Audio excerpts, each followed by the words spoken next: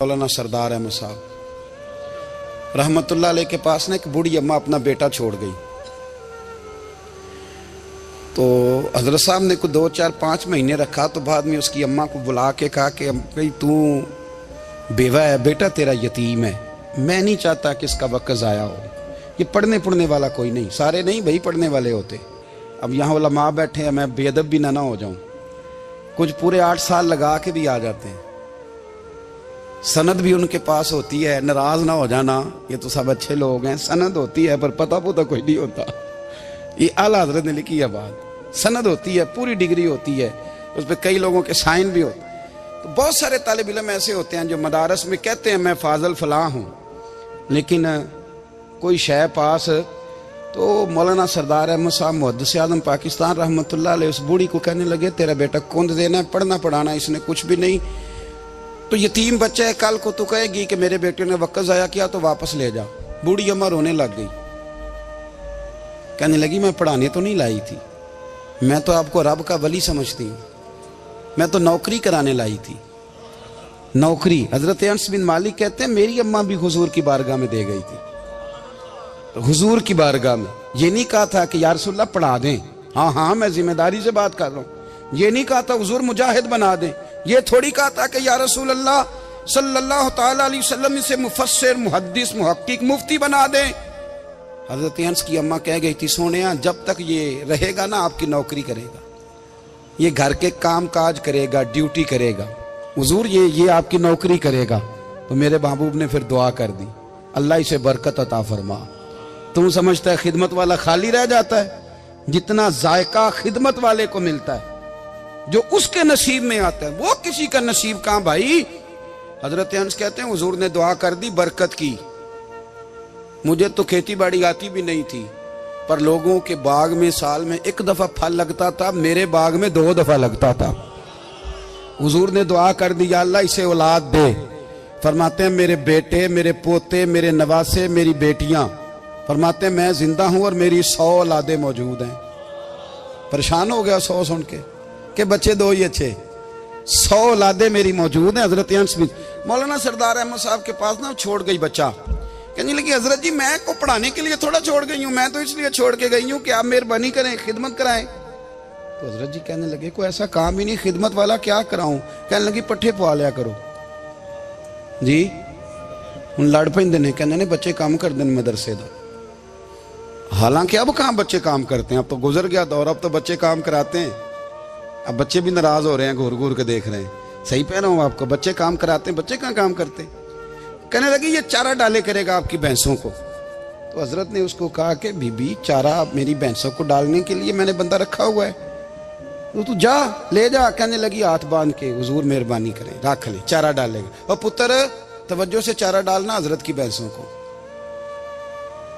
रोने लगी, हजरत ने रख लिया, महीने का खर्चा भी देते।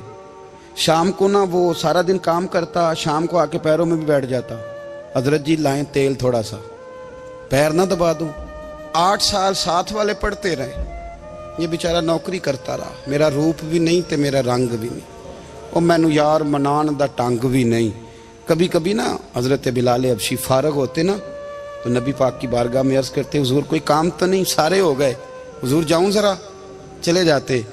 एक दिन सलमान फारसी कहने लगे या रसूलल्लाह ये बिलाल कहाँ जाता है। फरमाया जा देख के तो आ। हजरत सलमान वापस आए तो आके रोने लगे, कहने लगे सोनिया जब यहाँ से जाता है ना तो जाके सैयदा फातिमा की चक्की पीसनी शुरू कर देता, बीबी साहबा के काम करने लगता है, घर में जाके असनैन की ड्यूटी करता है, वहां भी काम यहाँ भी काम। वो चारा डालता रहा, उसने चारा डाला। हजरत मुहद्दिस आज़म की भैंसों को दस्तारे फजीलत का वक्त आ गया, सारे पगड़ियां सजा के आ गए, आज दस्तार होगी। ये ना पीछे होके बैठ गया, चूंकि पढ़ा ही नहीं था तो दस्तार का है कि दस्तार तो उसकी जो पढ़ेगा, हमने तो पढ़ा ही नहीं, हमने तो यार पढ़ा, घर पढ़ा, ड्यूटी करी। हजरत मुहद्दिस आज़म रहमतुल्लाह अलैह के यहाँ जब ऐलान होने लगा ना कि अब दस्तार होगी, तो हजरत ने पहला ऐलान उसका फरमाया। तो मजा वाला बंदा कपड़े भी कदी कदी बदलता है ना, वो कहते जिस हाल में भी था मैं पलट के देखने लगा कि पढ़ा पढ़ाया तो है, कोई शय नहीं।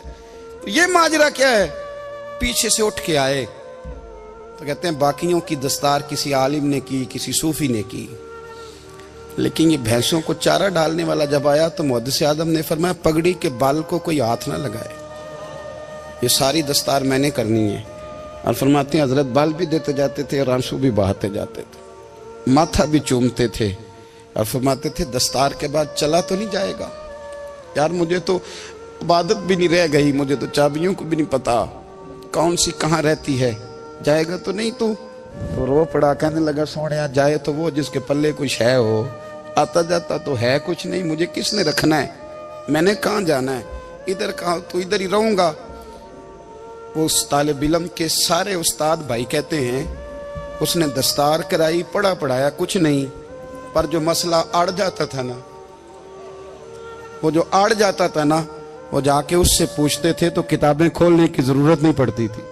मौलाना अमजद अली साहब आजमी रहमतुल्लाह अलैह फरमाते हैं यकदम आला हजरत का दरवाजा खुला, ये भी मेरे आला हजरत की जिंदगी है, इसे भी देख, यकदम दरवाजा खुला तो बूढ़े इमाम के पैरों में जूता कोई नहीं और आला हजरत सर पट दौड़े। मैं करीब गया, मैंने कहा हुजूर मैं सदके जाऊं, कहां जा रहे हो? कहने लगे किसी ने बताया मेरा मुर्शद का बेटा रेलवे स्टेशन से गुजरने वाला है, अमजद अली देर न कर यार, कहीं शहजादा नाराज ना हो जाए, मेरे मुर्शद का बेटा, मेरे शेख का पोता, यार जरा जल्दी कर। कहते हैं आला हजरत दौड़े रेलवे स्टेशन पे, उन्हें अगर फतवे लिखने आते थे किल के रजा है खंजरे खूंखार बरकबार, तो वो ये भी कहा करते थे कैसे आकाओं का बंदा हूं रजा, बोल बाले मेरी सरकारों के। दौड़े गए रेलवे स्टेशन पे और बूढ़े शेख सदरुल शरिया कहते हैं मैंने कहा हुजूर मैं ना चला जाऊं? कहने लगे ना पुत्र, मैंने बड़ा नमक खाया उस घर का, मैंने बड़ी नौकरी करी है, मेरी अपनी ड्यूटी है, तुम्हारी तो नहीं ना। मेरे शेख फरमाते रेलवे स्टेशन पे हजरत खड़े हैं तो एक मुसाफिर उतरता, उसके करीब जाते अदब से सलाम लेते तो कहते मारेरा शरीफ से तो नहीं कोई आया? कहते वो मुसाफिर गुजर जाता, दूसरा आता तो फिर करीब जाते, कहते वो उसके आस्थाने से तो नहीं आए, उधर से तो नहीं कोई आया।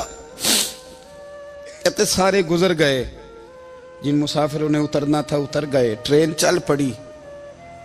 तो मैंने कहा हुजूर किसी ने आपको गलत इत्तला दी थी, शहजादे तो आए नहीं। कहने लगे यार इत्तला गलत थी या ठीक थी, पर यहाँ तक आने का मजा बड़ा है। आप समझ सकते हैं आला हजरत के दो बेटे हैं, हुज्जतुल इस्लाम मौलाना हामिद रजा खान साहब और मुफ्ती आज़म आलम इस्लाम, दोनों शहजादे इतने बड़े शहजादे थे कि दोनों अपने अपने वक्त के सबसे बड़े मुफ्ती हुए। ये भी तो मेरे आला हजरत है ना, इसको भी तो जरा समझो ना। खुशकी और फिर खुशकी और फिर खुशकी।